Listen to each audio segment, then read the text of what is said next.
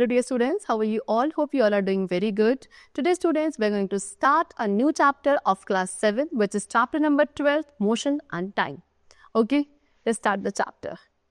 So as we all know, what?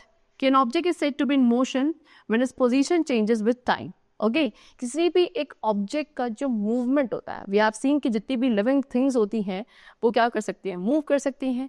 सो ये जो motion होता है, जो मूवमेंट होता है किसी भी एक ऑब्जेक्ट का, ठीक है, उसी को आप क्या कहते हो, मोशन कहते हो. तो एक ऑब्जेक्ट को तभी मोशन में कहा जाएगा जब उसकी जो पोजीशन है वो चेंज होती है with respect to time. So आज हम क्या डिस्कस करने वाले हैं, कुछ टाइप्स ऑफ मोशंस को डिस्कस करेंगे. ओके चलो, so the first topic is types of motion. So सभी ऑब्जेक्ट का जो मोशन है वो सेम टाइप का नहीं होता है. जैसे कि आपने देखा होगा सोल्जर्स जब एक मार्च पास्ट में होते हैं, उनका जो मोशन है, या जो कार्स आपके रोड पे मूव कर रही हैं उनका जो मोशन है वो आपका ट्रांसलेटरी मोशन होता है. वहीं एक पेंडुलम का मोशन या एक स्विंग का जो मोशन है वो पीरियोडिक मोशन होता है. अर्थ का जो मोशन है around the sun, that is called circular motion. Okay, so basically 4 important types of motion are there, that is rectilinear, okay, circular, rotational and periodic motion. First of all we are going to discuss about rectilinear motion. So एक ऐसा motion जो कि straight line में होता है, that is called rectilinear motion. In other words, जब एक object आपका एक straight line path पे move करता है, that is called rectilinear motion.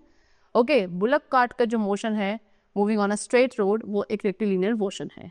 Example और भी given है, like motion of a horse pulling a cart on a straight road, motion of a train on a straight bridge, that is all the types of rectilinear motion. Next we come to circular motion. So a round path, एक ऐसा path जो round है यानी कि इसकी shape circular form की है, that is called circular path. And जब एक object move करता है किसी circular path के along, that is called circular motion. Example, the movement of earth का जो movement है around the sun in a circular path, so that is a type of circular motion. Next is called rotational motion. When an object turns about a fixed axis, जब एक object एक fixed axis पे turn करता है, that is called rotational motion. जैसे कि अर्थ अपने ही axis पर टर्न अराउंड करता है, जैसे कि स्पिनिंग टॉप है. Okay, so that means what, the spinning of earth on its axis is an example of rotational motion. Next is periodic motion. वो मोशन जो खुद को रिपीट करता है एक रेगुलर इंटरवल ऑफ टाइम के बाद, उसको पीरियोडिक मोशन कहा जाता है. Periodic motion is also called oscillatory motion. For example the swinging of a pendulum, pendulum को जो स्विंगिंग होता है that is an example of periodic motion.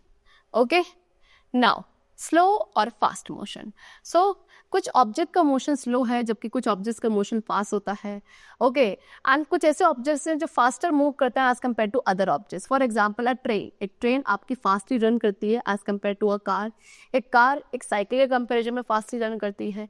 Even same vehicle भी आपका फास्ट या स्लो मूव कर सकता है डिफरेंट टाइम्स. सो हम कैसे डिसाइड करेंगे कि कौन सा ऑब्जेक्ट फास्टली मूव कर रहा है या slowly? So the distance move by an object in a given interval of time help us to decide which object is moving fast और स्लोअर. ठीक है, एक ऑब्जेक्ट के थ्रू एक गिवन टाइम पीरियड के अंदर कितना डिस्टेंस कवर किया जा रहा है, इसके थ्रू आप डिसाइड कर सकते हैं कि कौन सा ऑब्जेक्ट फास्टली मूव कर रहा है एंड कौन सा slow. So that means what, आपको 2 चीज़ों के बारे में पता होना चाहिए ये पता करने के लिए कि एक ऑब्जेक्ट फास्ट मूव कर रहा है या slow. That is number 1, distance travel bye the object, कि वो ऑब्जेक्ट कितना डिस्टेंस ट्रैवल कर रहा है, and time taken by the object, वो ऑब्जेक्ट कितना टाइम ले रहा है उस पर्टिकुलर डिस्टेंस को कवर करने के लिए. जब हम कहते हैं कि एक ऑब्जेक्ट आपका फास्ट या स्लो मूव कर रहा है तो आप क्या रेफर कर रहे हैं, उसकी स्पीड को रेफर कर रहे हैं. स्पीड क्या है? Speed is a distance travel by an object in unit time. एक पर्टिकुलर यूनिट टाइम में एक ऑब्जेक्ट ने कितना डिस्टेंस ट्रैवल किया, that is known as speed of that object. Okay, जब आप कहते हैं कि bike is moving with a speed of 80 kilometre per hour, अगर हम कहें कि एक बाइक है जो 80 किलोमीटर पर आवर की स्पीड से मूव कर रही है, इट मीन्स व्हाट, कि वो 80 किलोमीटर डिस्टेंस को कवर करती है 1 आवर में. ओके, एंड जो बाइक की speed will not be in uniform. ठीक है, जो बाइक की स्पीड है वो यूनिफॉर्म नहीं रहती है, यानी कि व्हाट, ये स्लोली स्टार्ट होती है एंड उसके बाद भी स्पीड को पिकअप करती है, एंड फिर डिपेंड करता है कि ट्रैफिक क्या है, किस टाइप की रोड है, उस हिसाब से उसकी जो स्पीड है वो अप एंड डाउन होगी. एंड जब आप कहते हैं बाइक की स्पीड है 80 किलोमीटर पर आवर, तो जो टोटल डिस्टेंस कवर किया जा रहा है उस बाइक के थ्रू 1 आवर में, उसको कंसिडर किया जाएगा. ओके, तो हम एक्चुअली कैलकुलेट जो करते हैं वो क्या करते हैं, एवरेज स्पीड को करते हैं. सी, स्पीड का फॉर्मूला क्या है, total distance upon total time taken. Example, एक कार है जो 100 किलोमीटर की डिस्टेंस को कवर कर रही है 4 आवर में. सो स्पीड क्या होगी उस कार की, see total distance upon total time. Distance कितना 100 किलोमीटर, टाइम कितना 4 आवर, आज जब आप इसको कट करेंगे so it will come out 25 kilometres per hour. This is the average speed of that particular car. Okay, so उसके बाद when a body covers equal distance, जब एक बॉडी इक्वल डिस्टेंस कवर करती है in equal interval of time, उसे कहा जाता है यूनिफॉर्म मोशन. ओके, लेकिन अगर एक ऑब्जेक्ट एक स्ट्रेट लाइन में मूव कर रहा है, उसकी जो स्पीड है चेंज हो रही है, तो फिर आप उसे कहेंगे कि ऑब्जेक्ट आपका नॉन यूनिफॉर्म मोशन में है. डेली लाइफ में it is very rare to find objects moving in the constant speed. बहुत मुश्किल है कि आप किसी एक ऑब्जेक्ट को फाइंड आउट करो जो कांस्टेंट स्पीड के साथ मूव कर रहा हो ओवर अ लॉन्ग डिस्टेंस और for long duration of time. Now measurement of time. So we all know, हम सभी को पता है कि हाउ इम्पॉर्टेंट टाइम इज. ठीक है ना. So right from the time we get up, जब हम मॉर्निंग में सुबह उठते हैं तब से लेकर जब तक हम रात में सोते हैं, हम डिफरेंट वेरियस एक्टिविटीज़ को परफॉर्म करते हैं जिसमें हमको टाइम के बारे में पता होना चाहिए, है ना. और आज के टाइम पे हम टाइम को देखते हैं with the help of a clock. लेकिन पहले टाइम पे क्लॉक्स नहीं हुआ करती थी, तो कैसे जो एल्डर्स हैं they come to know the approximate time. So older days में पीपल जो है, लोग क्या इवेंट्स और फिनोमिना का यूज़ करते थे जो नेचर में होते थे, एंड खुद को रिपीट करते थे एक रेगुलर इंटरवल पे. फॉर एग्जाम्पल, वन सनराइज से लेकर जो इंटरवल होता था नेक्स्ट सनराइज तक का, वो आपका एक डे माना जाता था. एंड जो टाइम इंटरवल होता है सनसेट टू सनराइज, उसको नाइट कहा जाता था. टाइम जो एक वन फुल मून से अनदर फुल मून तक का होता था, उसको मंथ कहते थे. एंड एक ईयर को मेजर किया जाता था as the time taken by the earth to complete one revolution of the sun. फिर उसके बाद ह्यूमन बीइंग ने कुछ डिवाइसेस बनाई टाइम को मेजर करने के लिए, like sun dial, water clock, sand clock. Okay, so first of all we are going to discuss about sun dial. So sun dial time को मेजर करता है सन की पोजीशन के अकॉर्डिंग. ओके, तो लेंथ ऑफ द शेडो, एक object की shadow की जो लेंथ है वो कितनी बन रही है, ओके, वो चेंज होती जाती है किसके हिसाब से, with the time of the day as the position of the sun will change. So one can see sundial at Jantar Mantar. आपने न्यू दिल्ली पे सनडाइल को देखा होगा, वहां पे देखा जा सकता है जंतर मंतर पे.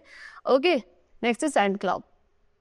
सैंड क्लॉक बेस्ड होते एक फैक्ट पे, एक फिक्स टाइम पे, यूजुअली एन आवर लिया जाता है, क्योंकि एक सैंड को क्या यूजुअली 1 घंटा लगता है अपर चैम्बर से लोअर चैम्बर पे आने तक.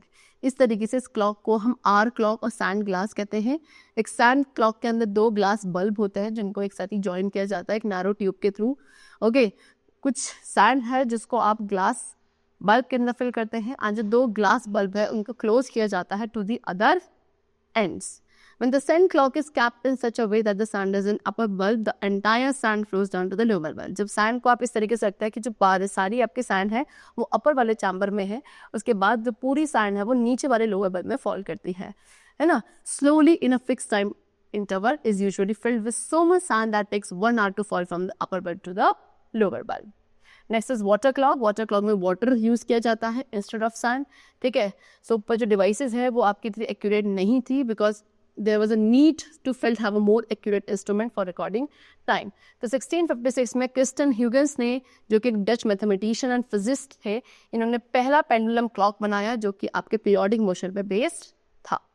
Okay, so now simple pendulum. Simple pendulum के अंदर एक स्मॉल मेटालिक बॉल होती है जिसको आप स्टोन का जैसा होता है, जिसको आप बॉब कहते हैं. इसको सस्पेंड किया जाता है ग्रेडर स्टैंड से बाय अ थ्रेड, जैसे कि जो बॉब है वो फ्रीली स्विंग करता है बैक एंड फोर्थ इस तरीके से, जैसे कि आपको शो है किया गया है. पेंडुलम जो है रेस्ट पोजीशन पे है, एंड ये जो पोजीशन है इसको मीन पोजीशन भी कहा जाता है. अब जब पेंडुलम का बॉब पुल किया जाता है टू अ साइड एंड उसके बाद आप रिलीज करोगे तो ये ऐसे टू एंड फ्रो मूव करेगा एक फिक्स इंटरवल पे. एंड जो ये बैक एंड फोर्थ मोशन है सिंपल पेंडुलम का, यही एग्जांपल है पीरियोडिक और ऑसिलेटरी मोशन का. जब बॉब मूव करता है एक पोजीशन से एंड उसके बाद वापस सेम पोजीशन पे आता है तो कहा जाता है कि यहाँ पे एक ऑसिलेशन कंप्लीट हो गई. एंड जो पाथ है ऑसिलेशन का वो किसके बीच में हो सकता है, between 2 extreme position, that is from A to B and back to what, second from the start mean position O, move from A to B and back to A to B जाना and back to A to B जाना and back to O. And जो time लिया जाता है एक pendulum के through एक oscillation को कंप्लीट करने में, that is called time period. Okay, winding clock, wrist watches, ये सभी रिफाइनमेंट्स हैं पेंडुलम क्लॉक के. जितने भी क्लॉक्स के अंदर कुछ पीरियोडिक मोशन का यूज़ किया जाता है, चाहे वो वॉल क्लॉक हो, टेबल क्लॉक हो, रिस्ट वॉच हो, सब में पीरियोडिक मोशन का ही टाइम यूज़ किया जाता है.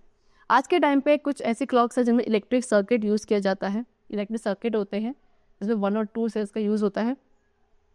पहले ये जो क्लॉक्स थी इन्हें हम क्वार्ट्ज क्लॉक या डिजिटल क्लॉक्स कहते हैं. ओके, चलो ये काफ़ी ज़्यादा एक्यूरेट होती है उन क्लॉक्स के कंपैरिजन में जो कि पहले टाइम पे अवेलेबल थी. Units of time and speed. तो स्टैंडर्ड यूनिट है टाइम को मेजर करने की, that is second. And time को मेजर करने की जो स्टैंडर्ड यूनिट है उसको बेसिक यूनिट ऑफ टाइम भी कहा जाता है। सो जो बेसिक यूनिट है टाइम की दैट इज सेकेंड, एंड इसका सिंबल होता है स्मॉल एस। उसके अलावा टाइम को मेजर करने की कुछ बिग यूनिट्स भी हैं, that is minutes, hours and days. So 1 minute equals 60 seconds, 1 hour equals 60 minute. क्योंकि अभी हमने डिस्कस किया था कि स्पीड का फॉर्मूला होता है डिस्टेंस अपॉन टाइम, तो नेक्स्ट टाइम जो बेसिक यूनिट है स्पीड की वो क्या होगी, मीटर पर सेकेंड। और उसके अलावा और भी बहुत बड़ी यूनिट्स हैं जिसमें आप एक लंबे टाइम पीरियड को एक्सप्रेस कर सकते हैं, that is decade, century and millennium. Okay, चलो 10 years equals to 1 century, 100 years or 10 decades equals to 1 century, and 1000 years or 10 centuries equals to 1 million. ठीक है, आप इसे ऐसे भी लिख सकते हैं, मीटर पर मिनट और kilometre per our. Note the symbols of all units, ये ध्यान रखते हैं कि जितने भी यूनिट्स के सिम्बल्स हैं उनको एज अ सिंगुलर लिखा जाता है। एंड जो यूनिट है स्पीड्स की हमें पता है तो हम कैलकुलेट कर सकते हैं एवरेज स्पीड को भी। कैसे? से एग्जाम्पल 3 बॉयज़ हैं A, B एंड C, जिन्होंने एक 100 मीटर रेस में पार्टिसिपेट किया। ठीक है, कितना, एक ने 10 सेकेंड, एक ने 12 सेकेंड एंड एक ने 15 सेकेंड का टाइम पीरियड लिया है इस रेस को कंप्लीट करने के लिए।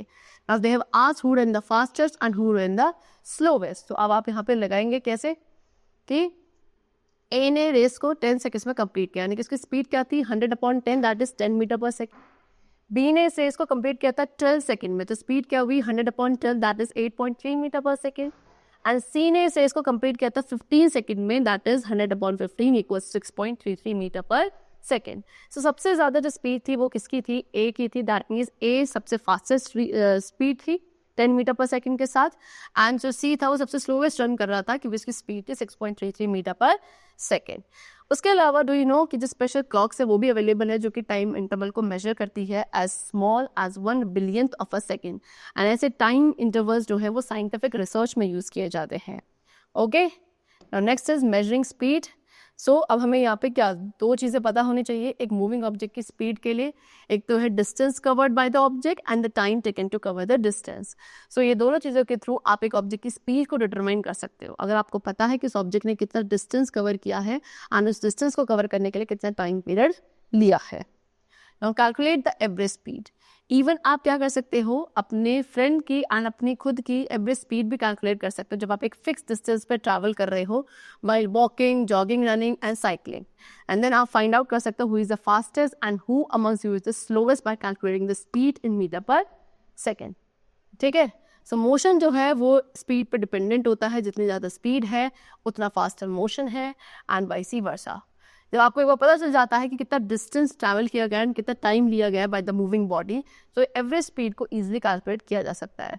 सिमिलरली जैसे आपको एक बार एक ऑब्जेक्ट की स्पीड पता चल गई तो आप उसने कितना डिस्टेंस कवर किया गिवन टाइम में उसको कैलकुलेट कर सकते हो, बिकॉज डिस्टेंस का फॉर्मूला होता है speed into time.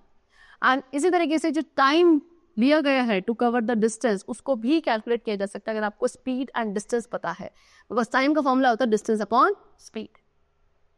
Car, buses और जितने भी व्हीकल्स हैं उनको क्या एक स्पीडोमीटर के साथ फिट किया जाता है डैशबोर्ड पर, एंड ये स्पीडोमीटर रिकॉर्ड करता है उस व्हीकल की स्पीड को इन किलोमीटर पर आवर। उसके अलावा एक और इंस्ट्रूमेंट होता है जो फिट किया जाता है एंड वो क्या रिकॉर्ड करता है कि उस व्हीकल ने कितना डिस्टेंस कवर किया है, एंड उस मीटर को आप कहते हैं ओडोमीटर। ओके, और डिस्टेंस टाइम ग्राफ। सो एक ऑब्जेक्ट का जो मोशन है उसको आप रिप्रेजेंट कर सकते हैं डिस्टेंस टाइम ग्राफ के थ्रू। ओके, एक डिस्टेंस टाइम ग्राफ क्या शो करता है, ये शो करता है कि वो मूविंग ऑब्जेक्ट कितना डिस्टेंस ट्रैवल कर रहा है। ओके, चलो how to draw a graph, कैसे ग्राफ को ड्रॉ किया जाएगा। तो आपको एक शीट लेनी है ग्राफ पेपर की, उस पर 2 लाइंस ड्रॉ करनी है perpendicular to each other. Okay, and ये लाइंस रिप्रेजेंट करेंगी 2 एक्सिस को, that is x axis and other is y axis. दोनों ही लाइंस को आप मार्क करोगे इस तरीके से x dash and y o y dash as shown in the figure, कुछ किस तरीके से। जो हॉरिजॉन्टल लाइन है उसको एक्स एक्सिस कहा जाता है, जो वर्टिकल लाइन है उसको वाई एक्सिस कहा जाता है। Okay, this is x axis, this is y axis, and वो पॉइंट जहाँ पे दोनों ही एक्सिस एक दूसरे को मीट करते हैं उसको ओरिजिन कहा जाता है, एंड उसको ओ से मार्क किया जाता है। जितनी भी पॉजिटिव वैल्यूज है उसको आप ओ एक्स एंड ओ वाई पे दिखाते हैं, ओ एक्स एंड ओ वाई पे दिखाते हैं पॉजिटिव वैल्यूज को। सपोज आप एक कार में ट्रैवल कर रहे हैं तो आपका फ्रेंड ने क्या नोट किया, कुछ डिस्टेंस एंड टाइम नोट किया है जो आपने उस डिस्टेंस को कवर करने में लिया है, डेटा आपको कुछ इस तरीके से गिवन है। अब आप इस डेटा को एक ग्राफिकल फॉर्म में रिप्रेजेंट करेंगे। ठीक है, टाइम को हमेशा हम एक्स एक्सिस पे लेते हैं, डिस्टेंस को वाई एक्सिस पे लिया जाता है। अब आपको ग्राफ बनाना है, आप 2 परपेंडिकुलर लाइंस बनाएंगे, दो एक्सेस को रिप्रेजेंट करेंगे एंड मार्क करेंगे OX एंड OY, एंड उसके बाद टाइम रिप्रेजेंट करेंगे X एक्सिस पे यहाँ पे, एंड डिस्टेंस को रिप्रेजेंट करा जाएगा Y एक्सिस पे। उसके बाद आपको डिसाइड करना है स्केल, कि किसने स्केल से आप टाइम एंड डिस्टेंस को रिप्रेजेंट करेंगे। जैसे कि आपने डिस्टेंस लिया है कितना, 1 सेंटीमीटर के स्केल 1 किलोमीटर को रिप्रेजेंट कर रहा है, एंड टाइम का 1 सेंटीमीटर का स्केल 1 मिनट को रिप्रेजेंट कर रहा है। फिर डिस्टेंस टाइम ग्राफ में क्या करना है आपको, उसके अंदर टाइम की वैल्यूज को प्लॉट करना है, एंड जो कॉरेस्पॉन्डिंग वैल्यू है वहीं पे उसके डिस्टेंस को भी प्लॉट किया जाएगा। जैसे कि आपको गिवन है इस ग्राफ में जो सेट है पॉइंट्स के corresponding to position of the car at various times are shown. फिर सभी पॉइंट्स को आप ज्वाइन करेंगे ऑन द ग्राफ, ये एक स्ट्रेट लाइन बनेगा, बिकॉज जो ऊपर वाला ग्राफ है वो आपका फिर डिस्टेंस टाइम ग्राफ होगा कुछ इस तरीके से। अगर डिस्टेंस टाइम ग्राफ एक स्ट्रेट लाइन है, वो क्या इंडिकेट कर रहा है कि बॉडी एक कांस्टेंट स्पीड के साथ मूव कर रही है, यानी कि यूनिफॉर्म मोशन में है। In other words we can say एक बॉडी को यूनिफॉर्म मोशन में तब कहा जाता है जब वो इक्वल डिस्टेंस कवर करता है in equal interval of time. लेकिन अगर एक ऑब्जेक्ट की जो स्पीड है वो यूनिफॉर्म नहीं है during the course of the motion, जो डिस्टेंस टाइम ग्राफ है वो थोड़ा सा डिफरेंट होता है। ठीक है, सपोज एक कार भी है जो कि मोशन में है, उसकी वैल्यूज आपको यहाँ गिवन है, आपको सेम स्टेप्स फॉलो करने हैं क्या करने के लिए, उसके ग्राफ को बनाने के लिए। अगर वो स्ट्रेट लाइन नहीं आ रहा है दैट मीन्स कार वहाँ पे नॉन यूनिफॉर्म मोशन में है। Okay, now uses of distance time graph. Distance time graph के क्या क्या यूजेस हैं, सो वो हमें क्या बताते हैं। पहली बात, ये ग्राफ आपको बताता है कि एक ऑब्जेक्ट आपका यूनिफॉर्म या फिर नॉन यूनिफॉर्म मोशन किस तरीके से ट्रैवल कर रहा है।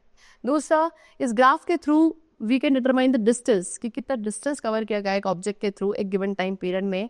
हम ये देख सकते हैं कि कितना कार ट्रैवल कर रही है 20 मिनट्स में, also by plotting the point corresponding to 20 minute, and then आप एक परपेंडिकुलर लाइन ड्रॉ करेंगे एक्स एक्सिस पे एट पॉइंट ए, फिर आप मार्क करेंगे point T on the graph at which this perpendicular line intersect. उसके बाद आपको एक और लाइन बनानी है parallel to the x axis through point T, ये लाइन इंटरसेक्ट करेगी वाई एक्सिस को एट पॉइंट बी, एंड इस तरीके से ओ बी जो है वो आपको डिस्टेंस दिखाएगा covered by the car in 20 minutes. Okay, आप इस तरीके से डिस्टेंस टाइम ग्राफ को दो ऑब्जेक्ट्स के सेम ग्राफ पे प्लॉट कर सकते हैं टू कंपेयर द स्पीड। हम डिस्टेंस टाइम ग्राफ के थ्रू किसी मूविंग ऑब्जेक्ट की स्पीड को भी कैलकुलेट कर सकते हैं। ओके, उसके अलावा और भी बहुत सारे टाइप्स ऑफ ग्राफ्स होते हैं जिन्हें आप बार ग्राफ, पाई चार्ट कहते हैं। बार ग्राफ एक डायग्राम है जो कि इंफॉर्मेशन को शो करता है as bar of different height. Pie chart एक फनल ऑफ ग्राफ है या ऐसा डायग्राम है जो परसेंटेज कॉम्पोजिशन को दिखाता है किसी भी चीज की in the form of slices of cycle. This is your pie chart and this is the bar graph.